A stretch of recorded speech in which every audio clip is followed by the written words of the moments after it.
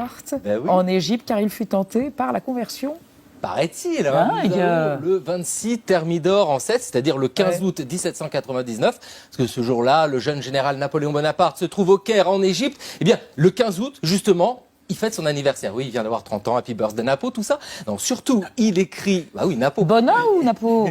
Bonna. c'est vrai. Le jour de la fête de la Vierge. Ouais, en C'est plus. vrai. Il écrit une lettre au sultan du Maroc qui commence par ces mots.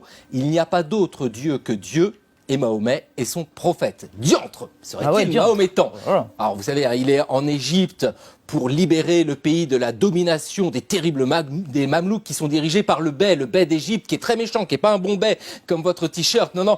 Et oui, enfin, on en était arrivé là. Vient de loin, En vérité, Semaine.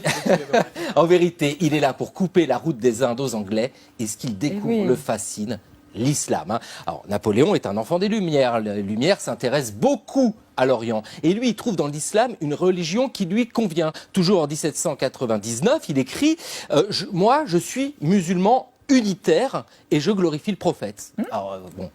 Vous n'êtes pas des oui, vous n'êtes pas des lapins de 6 semaines, hein, vous doutez Non, bien non, qu'il y il a dit une pardon petite de l'année. stratégie politique là-dessous, c'est-à-dire qu'il veut plaire aux Égyptiens.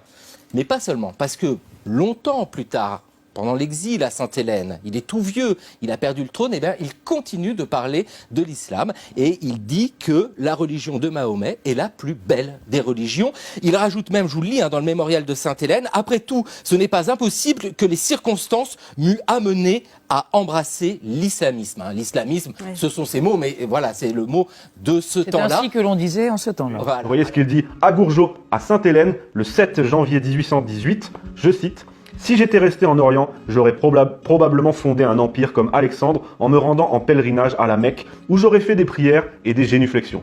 Mais je n'aurais voulu en faire que si cela en eût valu la peine. » Voilà, tout est dit. Maintenant qu'on a vu ça, je vais poursuivre en revenant sur les propos qu'il a tenus sur l'islam à Sainte-Hélène, donc à la fin de sa vie, en exil, car après l'Égypte, tout au long de son règne, l'islam, on n'entend plus parler. Je vais vous en lire quelques-uns qui servent d'argument aux manipulateurs et vous expliquer ce qu'il en est et ce qu'il faut en penser, parce qu'il a tenu des propos très durs que je vais vous livrer maintenant. Napoléon est alors à Sainte-Hélène, et pour 90% des propos recueillis sur l'islam à cette période, c'est lorsqu'il s'adresse au général Gourgeot. Ça n'a pas vocation à être publié en soi, ce sont simplement des pensées de l'empereur qu'il fournit comme ça, et que Gourgeot s'empresse ensuite de noter le soir venu de son côté. À Gourgeot donc, il dit, je cite, « Jésus-Christ, simple prédicateur, n'exercera aucun pouvoir sur terre. Mon règne n'est pas de ce monde, disait-il. À l'opposé de Jésus-Christ, Mahomet fut roi. Il déclara que tout l'univers devait être soumis à son empire. Ce qui est supérieur en Mahomet, c'est qu'en 10 ans, il a conquis la moitié du globe, tandis qu'il a fallu 300 ans au christianisme pour s'établir. » Là, on voit bien qu'il admire en Mahomet le conquérant. Mais il ne dit pas que ça. Là, je vais vous livrer les propos les plus durs qu'il a tenus.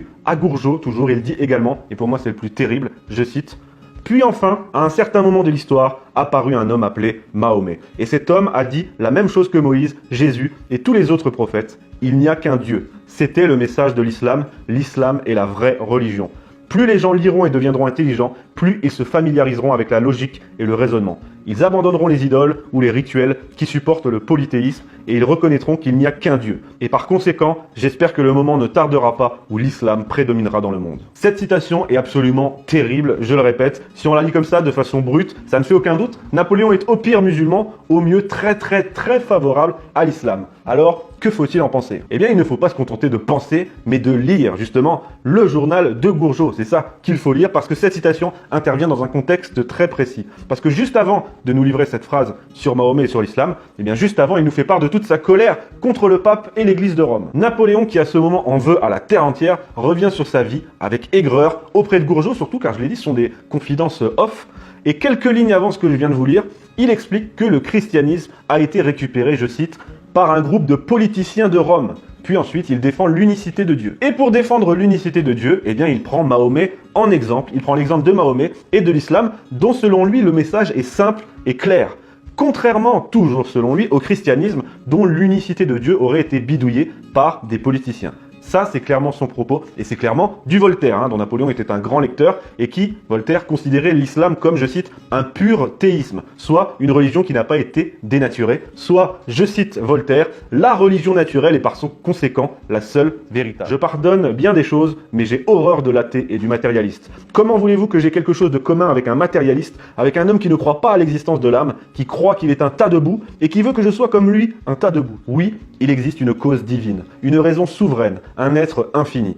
Cette cause est la cause des causes. Cette raison est la raison créatrice de l'intelligence. Il existe un être infini auprès duquel, général Bertrand, vous n'êtes qu'un atome. Auprès duquel, moi, Napoléon, avec tout mon génie, je suis un vrai rien, un pur néant. Entendez-vous? Je le sens, ce Dieu. Je le vois, j'en ai besoin.